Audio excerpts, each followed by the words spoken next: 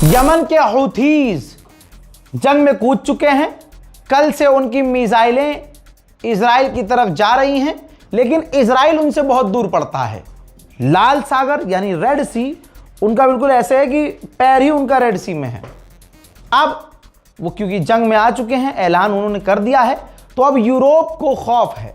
यूरोपीय यूनियन ने अपने जहाज़ों को, यूरोप के जहाज़ों को मना कर दिया है कि लाल सागर की तरफ मत रहिएगा, दूर रहिए। तो यानी एक नया खतरा पैदा हो गया है। स्ट्रेट ऑफ हॉर्मूज पहले से बंद है।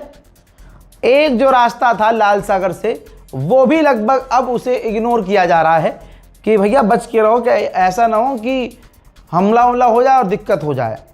तो आप समझ सकते हैं कि मामला गंभीर हो गया है। वहीं जिन अरबों को आप अभी देख रहे हैं कि इजराइल की ही गोद में बैठ रहे हैं, जैसे यूएई का कोई पुलिस ऑफिसर है, गवर्नर है, सऊदी के ऑफिशियल से बयान ये दे रहे हैं कि हमें इस जंग के बाद इजराइल से करीबी बनानी होगी, इजराइल हमारा अपना है, इजराइल से हमें। अब असलियत क्या है?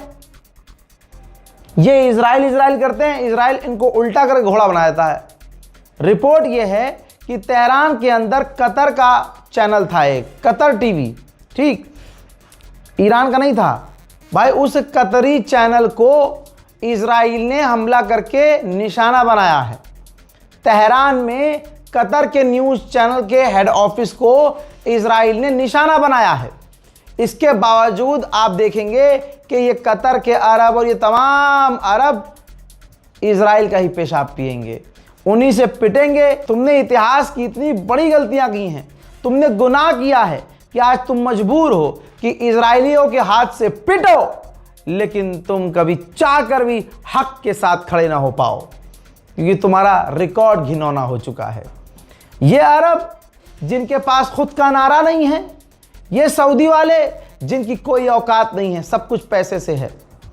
आप अगर देखेंगे, आप हिंदुस्तान, पाकिस्तान, बांग्लादेश के मुसलमानों को इस्लाम के नाम पर देखेंगे, आपको उनके अंदर मोहब्बत, प्यार, जज्बा नज़र आएगा। जब आप अरबियों को देखेंगे तो अरबी एक तो झंड ज़िंदगी उनकी, मतलब ऐसा लग्जरी ज़िंदगी, पैसा, लेकिन इज्जत नहीं है। लोग मजाक ही उड़ाते हैं, डरपोक होते हैं ये।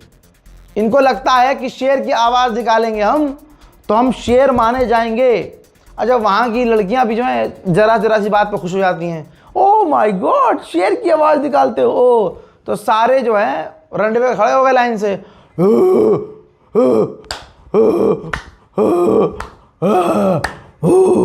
आपको कितना बुरा लग रहा है, कितना मैं बुरा लग रहा हूँ ना, लेकिन आप सोचिए अरबी ये करते हैं, ये उनका ट्रेडिशन है। उनको लगता है ऐसे करेंगे हम तो बड़े अच्छे लगेंगे। देखिए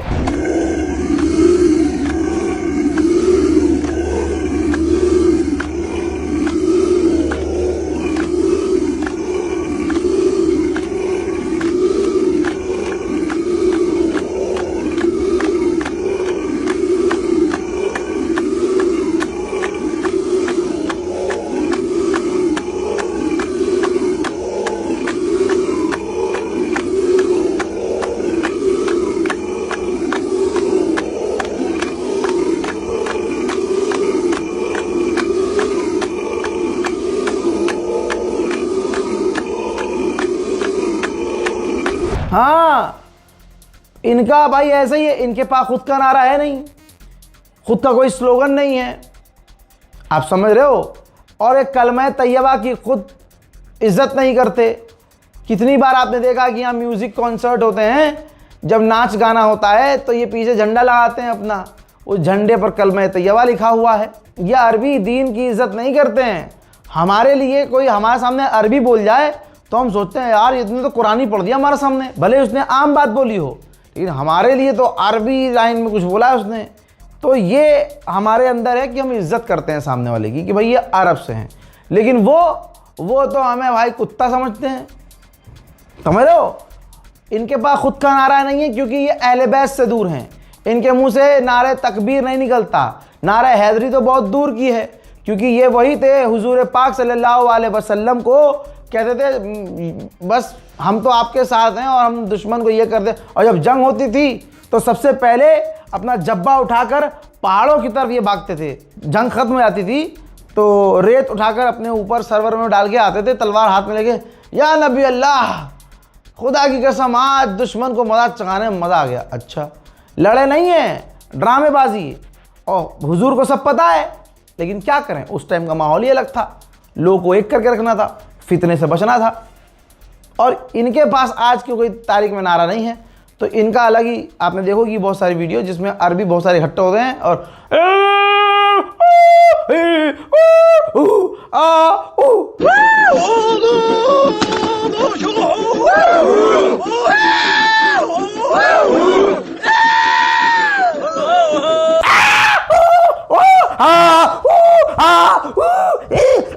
यही है इनका नारा, यही है इनका नारा। जो अहले बैत से दूर हो गए साले वो पूरी दुनिया में जलील हो गए। नारे के नाम पर इनके ये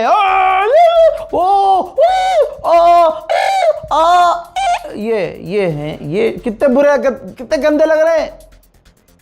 जब्बा पहन के एक ग्रुप शेर की आवाज निकाल रहा, हम तो शेर हैं, ये है औकात।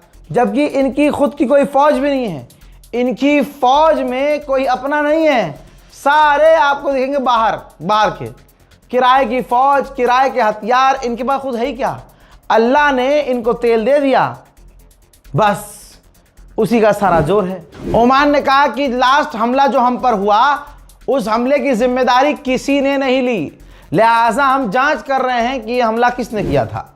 IRGC के स्पोक पर्सन ने वो बात कही जो 18 दिन पहले से मैं लगातार आपको बोल रहा हूं, कई बार मैंने जिक्र किया है, ये बात सेम लाइन मैंने बोली थी। इन्होंने कहा साफ तौर से कि नेतन्याहू और मूसाद का पियादा बन चुका है डोनाल्ड ट्रंप, क्योंकि उनके पास, इजराइल के पास, मूसाद के पास इसकी पूरी एप्स्टीन फाइल है। तो उसे वो करना होगा जो करने के लिए इजराइल और मूसाद कह रहा है। लेकिन ये एक बात क्लियर है, अमेरिका की फौज अगर हमारी ज़मीन पर उतरेगी तो वो हमारे शार्क्स का निवाला बन जाएगी। दोस्तों, पाकिस्तान के अंदर तमाम अरब देश इकट्ठा हो रहे हैं। ऐसे में पाकिस्तान के विदेश मंत्री इजिप्ट के विदेश मंत्री से मुलाकात कर रहे थे। तमाम अरब के ऑफिशियल वहाँ मौजूद थे, VVIP हलचल थी। गिरा हुआ आदमी एक बार दुनिया के सामने फिर से गिर गया।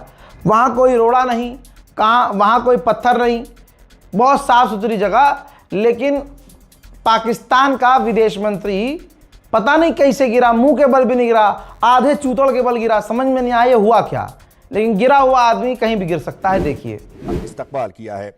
अहम खबर से आपको आगाह कर रहे हैं। मिस्र के वजीर खारजा डॉक्टर अब्दुल आती दफ्तर खारजा पहुंचे हैं। नायब वजीर आज़म और वजीर खारजा मोहम्मद इसहाक डार ने मिस्र के वजीर खारजा डॉक्टर, सिर्फ इतना ही नहीं भाई, क्या ही जिंदगी इन लोगों की। पाकिस्तान का पूर्व आर्मी चीफ आपको याद होगा, जी हाँ, वो अपनी जगह पहुंच गया है और पता है अपनी बेहतरीन लाइफ, भाई वो जनरल कमांडर रहा यार, इतना हाई लेवल का बंदा, मौत क्या मिली है पता है? हम्माम में फिसल गया था, सर में चोट लग गई थी, मर गया। यही है बस, खत्म खलास। देखिए, मैं पहले ही बोल रहा हूं कि ब्रिटेन पूरी मदद कर रहा है, पता नहीं ईरान को दिख क्यों नहीं रहा। भाई ब्रिटेन अपने बेस को अमेरिका को सौंप चुका है। अमेरिका के B-2 परमाणु बॉम्बर ब्रिटेन में नजर आए हैं, जो यहीं से उड़ान भर के तेहरान पर हमला करने वाले हैं।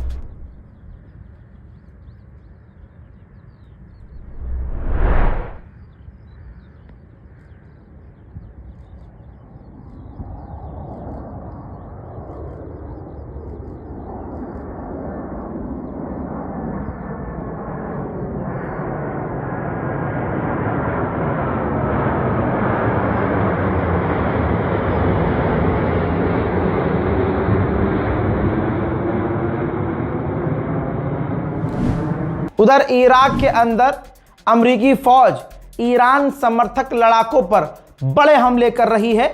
मंजर में दिखाना चाहता हूं, बिल्कुल ताजा है, देखिए।